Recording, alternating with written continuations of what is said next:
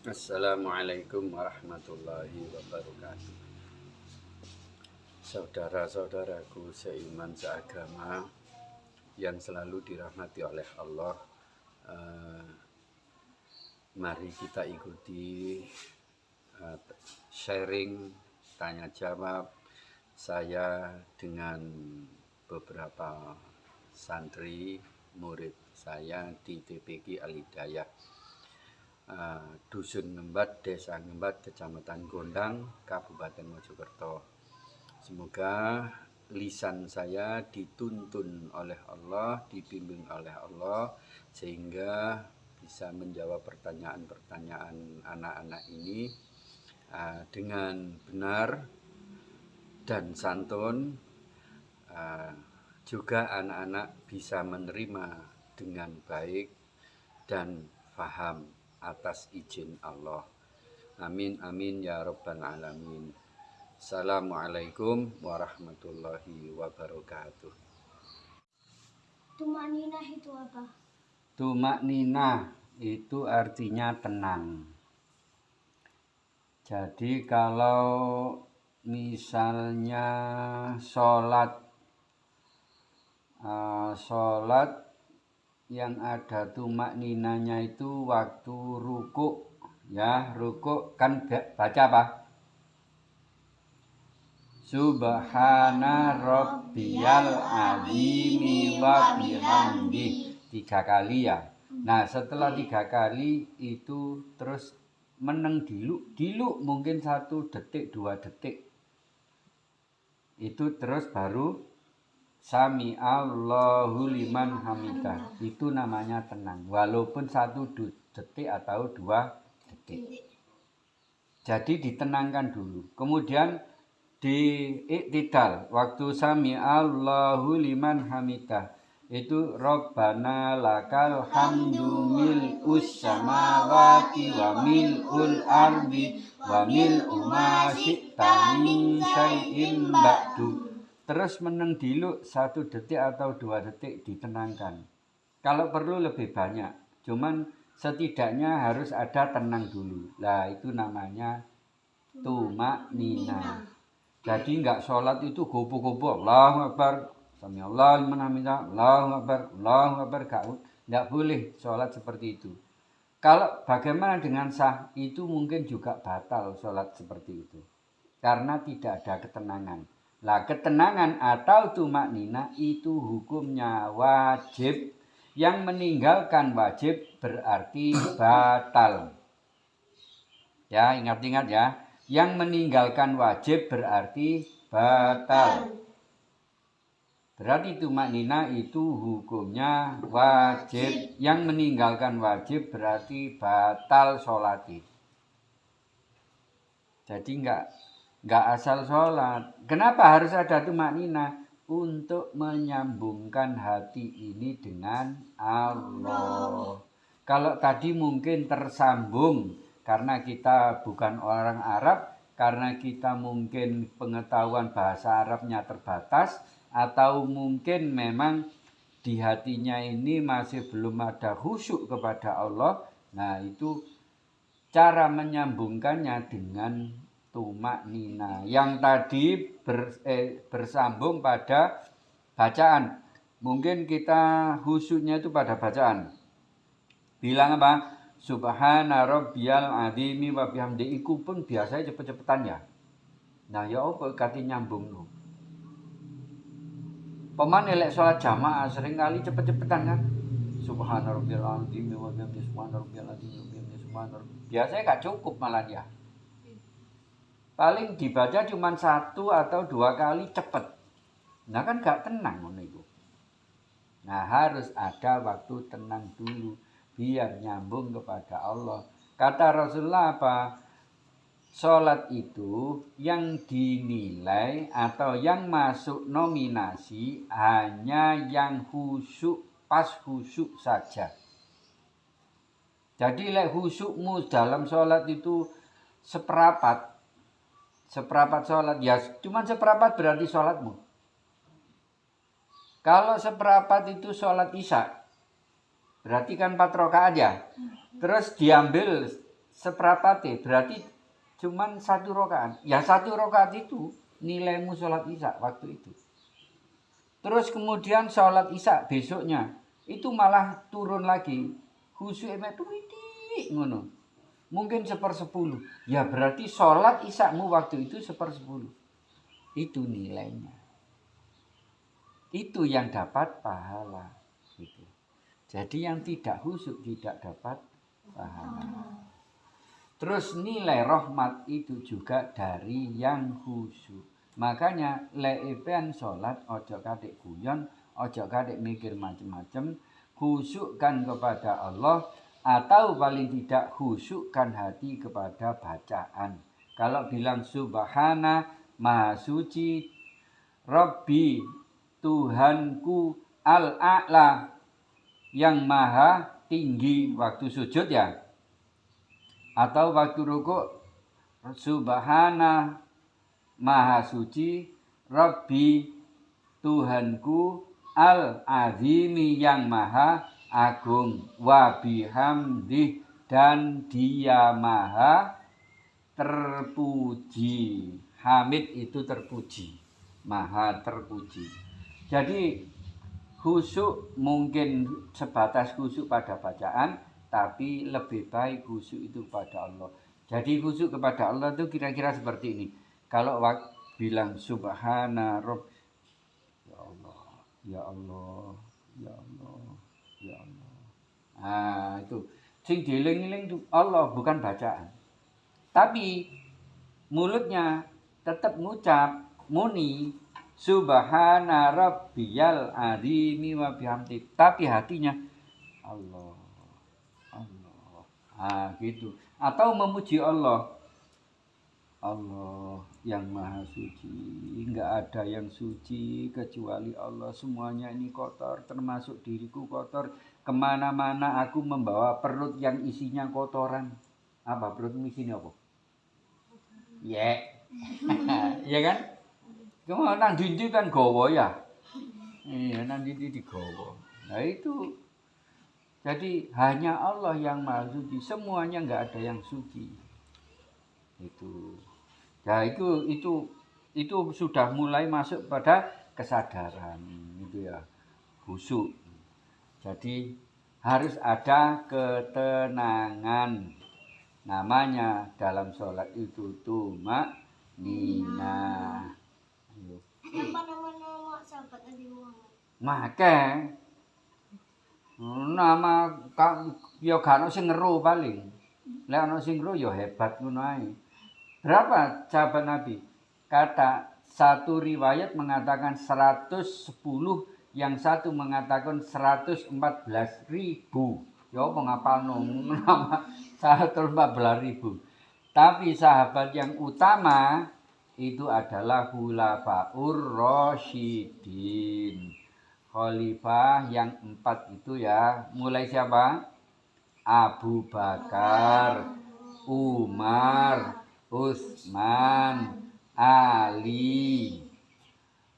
Terus siapa yang lain? Padahal ada 10 sahabat Nabi terdekat yang mendapatkan radhiyallahu an. Apa itu radhiyallahu an?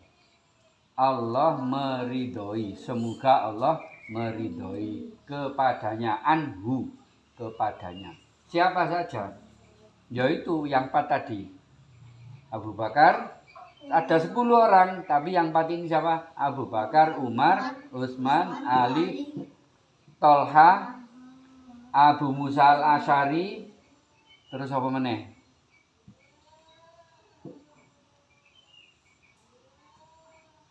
Sapa al-Yamani ku?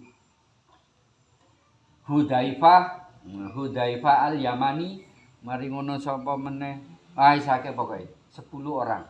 Ini yang mendapatkan gelar radhiyallahu an. Burine biasa RA ngene kaya. RA radhiyallahu anhu. Tapi disingkat an ngono tok. Semoga Allah meridhoi. Jadi sahabat Nabi ya akeh. Ya iku mang 114.000. Sapa mbuh. Cuma sahabat terdekat ya kemana ono terus yang 4 tadi Khulafaur Rasyidin, kemudian ada Abu Musa al-Asy'ari, ada Tolha, ada Hudzaifah al-Yamani, mari ngono ono sapa ya sing ya Allah sing bukan teko Yaman situ ae. Kemudian Mu'ad bin Jabal, Mas yang 10 itu yang utama gitu loh. Yang dari 10 yang utama ada 4 lagi yang utama. Ya tadi. Ayo apal no, ini sering keluar di pelajaran. Abu Bakar, Umar, Utsman, Ali. Ojo kuali ya urutannya. Abu Bakar dulu, yang kedua Umar bin Khattab. Ya kita lengkapi namanya. Abu Bakar As-Siddiq, Umar bin Khattab, Utsman bin Affan, Ali bin Abi Thalib atau Ali karramallahu wajhah. Itu gelar karramallahu wajhah. Utsman bin Affan, Utsman artinya anake Affan. Itu. Jadi kita lengkapi namanya. Ingat-ingat itu aja diwali ya, karena ini urutan di dalam pemerintahan setelah Rasulullah. Abu Bakar dulu, kemudian Umar, kemudian Utsman, kemudian Ali. Gitu. Ajak sampai kuali. Terus. Kalau kita wudu mengenai kotoran itu batal. Kita sesudah wudu, kemudian kena kotoran. Kotoran ayam, kotoran hewan-hewan yang bisa dimakan, kambing, sapi, moro kena sikil kan liwat moro ngicaki, karo ya. Nah, utawa sandale kegencret. Cret tibake moro ana pinggire sikil kene. Nah, anune. Nah, tletonge sapi kan numpuk ngono ya. Iso 2 piring. Ngecret itu cret kena pinggir. Nah, itu tidak batal wudunya, cukup dibasuh atau dicuci.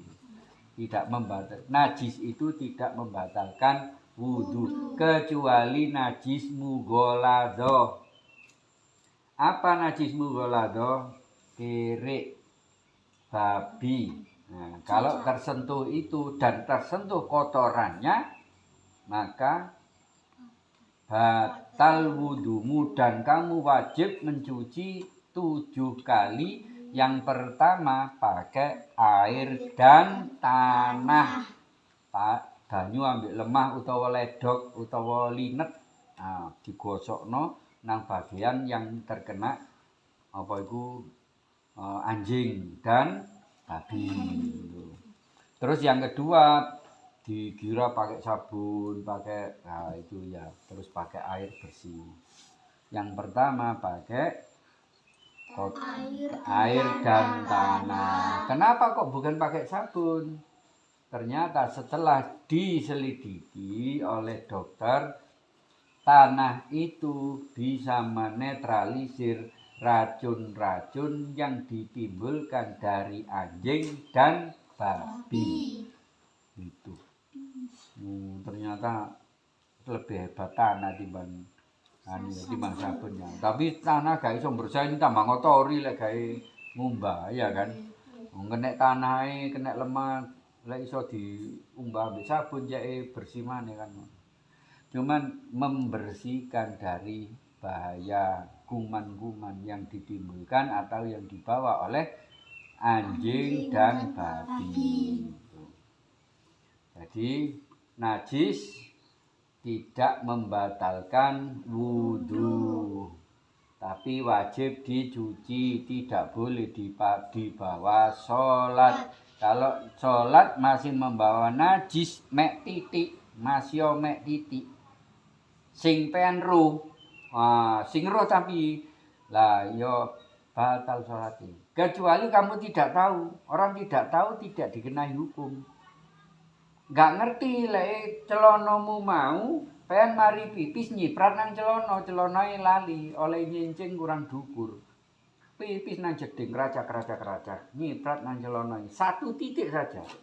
Terus tapi kamu tidak tahu. Kemudian setelah wudhu kamu sholat. Nah, sholatmu tetap sah. Karena kamu tidak tahu kalau celanamu kena najismu sendiri. Gitu. Kan tidak tahu. Nah, Allah itu tidak menghukum bagi orang-orang yang tidak tahu. Itu loh, maha pemurahnya Allah itu seperti itu. Kan yang orang gila, orang tidak tahu, orang lupa, tidak ada hukum. Kalau kita sholat keluar rambutnya itu batal. Iya. Keluar rambut batal. 1 lembar saja batal. Makanya sholat harus pakai apa? Kopiah. Kalau perempuan terutama paling tidak boleh itu perempuan. Jangankan sholat, kamu tidak sholat, ngaji saja, sekolah saja, atau kamu dulinan main-main, itu rambutmu 1 lembar, kamu perlihatkan kepada orang yang tidak muhrimmu atau bukan muhrimmu. Koyok pengen ambek Angga, ambek iki, bukan muhrim kan? Kan bukan muhrim, orang lain, bukan saudara sekandung. Nah, itu haram hukumnya. Apalagi sholat. Ayo ya apa? 1 lembar apa? Rambut yang diperlihatkan itu kata Nabi dalam hadis nanti akan menjadi cemeti, pecut. Ya apa? 1 rambut akan menjadi pecut. Terus pecutnya apa gedene sak rambut? Saiki lho cagak mburimu iki lho pecute gedene. Kale kok ana ngene akhir wong iku digawe gedhe, gak samene-mene iki. Gedhe kaya Nabi Adam. Gedene kaya Nabi Adam, kuate kaya Nabi Musa. Nabi Musa itu nabi yang paling kuat. Terus Nabi Adam itu nabi yang paling besar. Berapa tingginya Nabi Adam? Dukure itu 40 meter. Sak piro 40 meter? Masjid iki lho, sak pucuke kok lho, nek sekitar 10 meter. Masjid. Berarti 4 kali ini masjid. Sak dukure putukan kula niku kira-kira. Ayo masjid iki ping 4 ya. Dhuwur itu Nabi Adam. Enggak cilik-cilik ngene lek wis ana akhirat.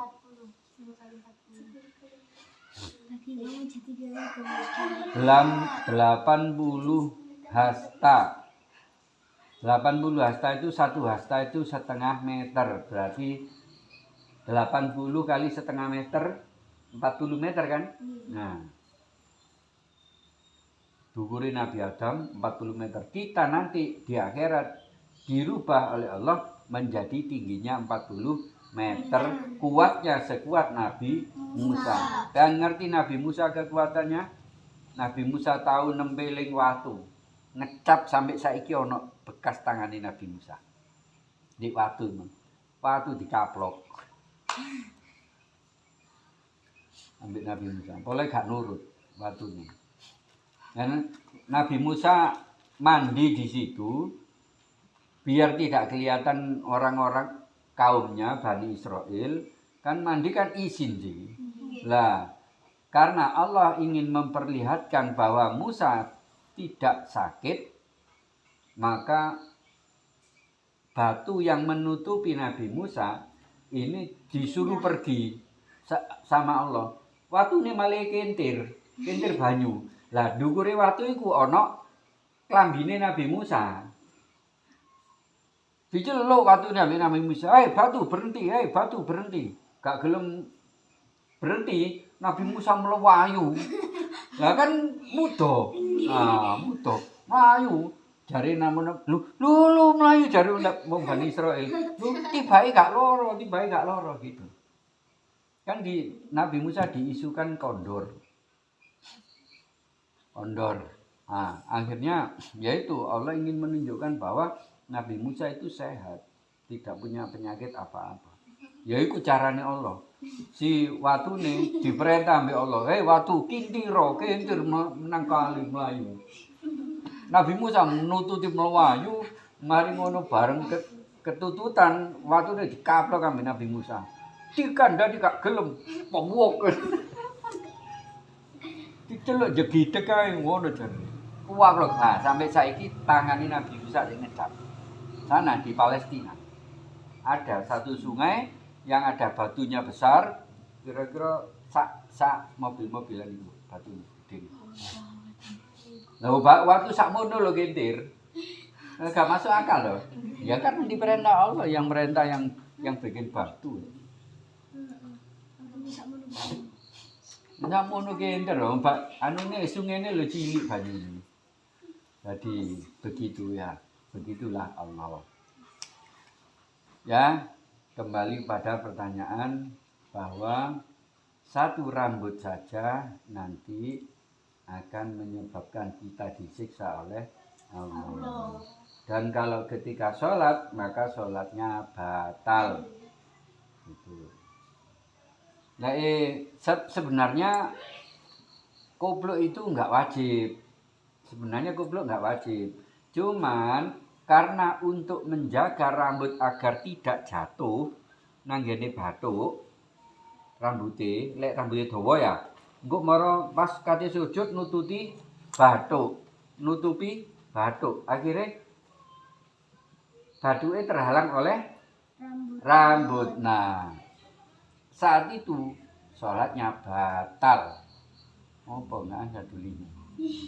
Didelok sak ndoyo duline. Nah itu, sholatnya menjadi batal. Ini laki-laki, apalagi perempuan. Itu ya. Dan kita tutup dengan Allahumma hamna bil Qur'an waj'alhu lana imaman wa nura wa hudan wa rahmah. Allahumma dhakkirna minhu ma nasina wa minhu ma jahilna warzuqna tilawatahu ana al-laili wa atrafan nahar waj'alhu lana hujjatan ya